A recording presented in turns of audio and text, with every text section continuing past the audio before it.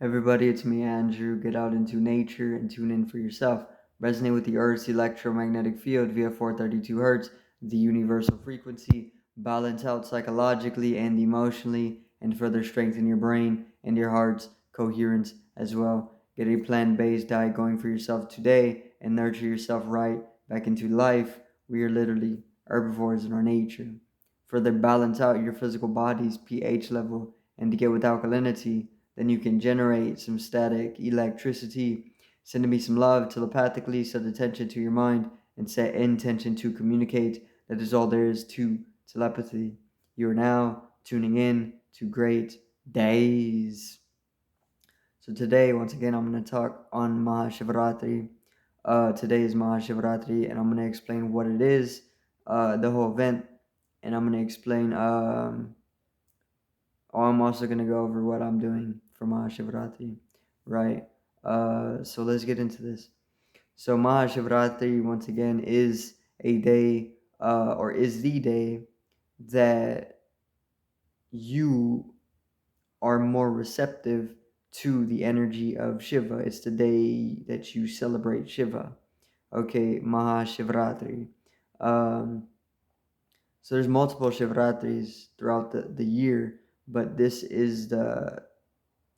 day or this planetary alignment, because this is what it really is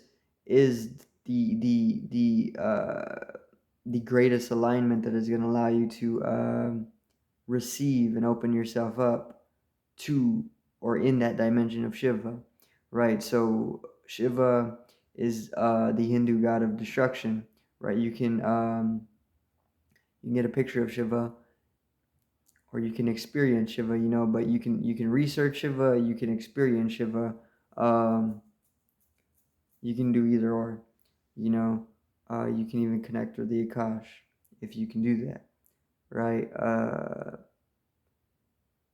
So Shiva is the Hindu god of destruction. Shiva's name, it means that which is not, because he was able to, or he's transcended the body, so he has become nothingness, right? Um, and he has most definitely became that which is not. So that's why they called him Shiva. That's his name. Uh, so once again, Shiva, he's not a person. He's a force, or he's a force of nature, right? Or even a dimension. Um, he's nothingness, right? The destructive aspect of nature. Everything is slowly destroyed. You know, degradation.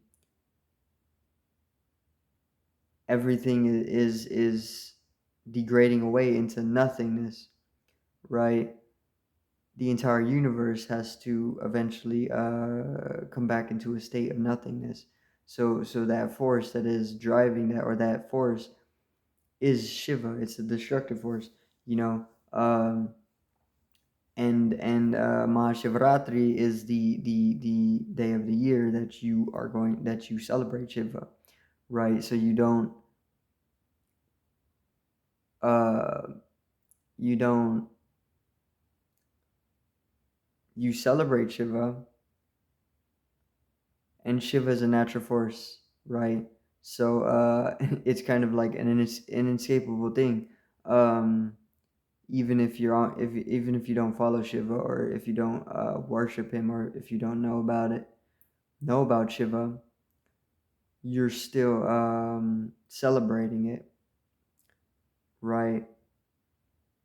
Because Shiva is a natural force, and because he's a natural force, or because Shiva is a natural force, there's nothing there's nothing to celebrate. It's just celebration within yourself, right? Um, by this, I kind of mean that you're already aligned with that energy. You're more receptive on this day to that energy of Shiva. You don't have to know anything about him or anything about it. You don't have to follow, and you don't have to worship or anything like that. But you're still going to be celebrating it. because what it is an energy that you are embracing on this day, right? And that embracing of the energy is the love of Shiva, right? You're being given that embracement planetarily because Mahashivratri is also a planetary alignment. So the reason why we're receptive to the energy of Shiva on this specific day is because there's astrology tied to it. There's planetary alignment that is allowing us to open ourselves up to embrace Shiva, right? And this happens cyclically because there's also Shivratris, but this day or this alignment, this planetary alignment, is the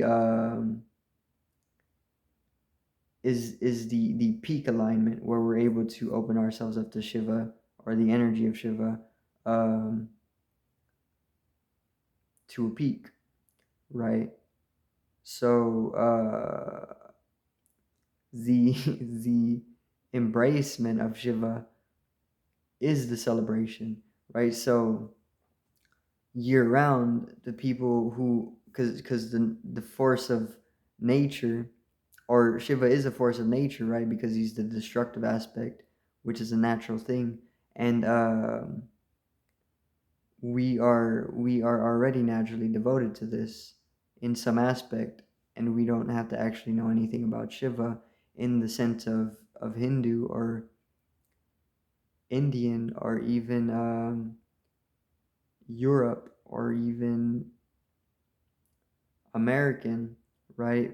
Because it's beyond all that, because it's something of nature. So so Shiva, the whole celebration of Shiva on Mahashivratri is the natural embracement. It's the love of Shiva that you are opening yourself up to, right? Um, and everybody is feeling this on the earth because it's something that completely shifts the earth, right? So you're celebrating it, but you don't have to know anything about it, right? You're still embracing that aspect of Shiva or that aspect of nature, um, the destructive aspect, right? And there's multiple ways to celebrate this, right? Um, you do this through you can celebrate it. Indians celebrate this by dancing, by putting on music, by getting high, by meditating, by feasting, by fasting, by having sex, by not sleeping, right? Not sleeping is one that most people are doing for the celebration, right? Because the night, the yin energy is corresponding to Shiva because the moon helps us become or connect to the planetary alignment that is allowing us to embrace that dimension of Shiva, right? So throughout the night, with the moon, you're able to connect yourself to that celestial energy, which is Shiva's energy, right? So so you can this is why they stay up, right? Because you can connect yourself with the moon, you can connect yourself with the celestial energies during the uh the times after midnight, 3 a.m. to the morning. You know, these are the best times to be able to go deeper into the spiritual, right? Which is the energy of Shiva, allowing yourself to be destroyed so that you can connect yourself with deeper dimensions to evolve. And we're all celebrating this. You don't have to know anything about Shiva as a figure because he's not a figure or a figuration. He's not a figuration. He is he's transcendence, right? He's transfiguration, or even non-figuration. He's not figuration at all because he doesn't exist. So um, this is why you would stay up, right? Um, you would also want to fast if you really want to reap the benefits of that receptivity, right? So you could kind of get into a deeper dimension without the food weighing you down. Um, and then obviously you would get high. You could do things like make music or enjoy music. You can dance, you know, celebrate whatever it is that you want to celebrate. Embrace your love, right? Because that's what Shiva is, the embracement of love. Unconditionality, no matter who you are, what you're doing, just embracement and nothing else to follow. Because that's love, embracement of the present moment, right? The eternal now. So, the devotion to Shiva throughout the year is something that is found within all of us, right? Without even having to know Shiva, because Shiva is a natural aspect to nature, or natural aspect or facet of nature, the face of destruction, which is also creation, because things need to be destroyed to be created.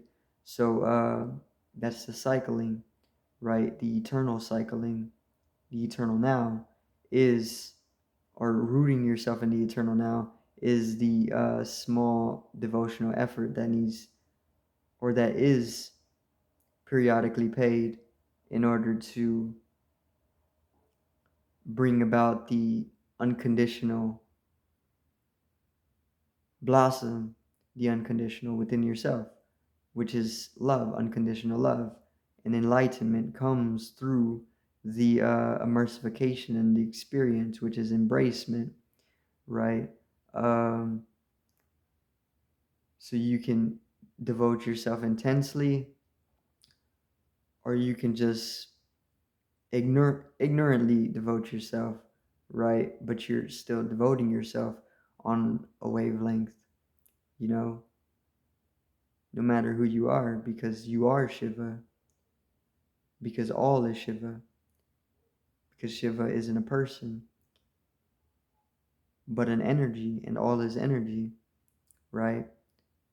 A source of embracement of the present moment, the eternal now, the cycle, the eternal cycle of omniscience, consciousness, right? So, that's Mahashivratri, celebrating that, which is naturally exuberating within on this day due to the universal alignment. Um, that's pretty much it. What am I doing for Shivratri, Mahashivratri? Um, I'm going to stay up, fast, and listen to music. You know, that's all I'm going to do. Meditate, do yoga, and expand into mystical dimensions, right? Because this is um this is the tradition. This is how humanity grows, right? So I'm not gonna get together with anybody, nothing like that. I'm just gonna stay to myself right now and listen to music, meditate, maybe for a bit, and do yoga here in the night, and just enjoy myself, right? So This will be it for today's video. I do thank everybody for watching. Once again, peace out, one love, and have a great evening.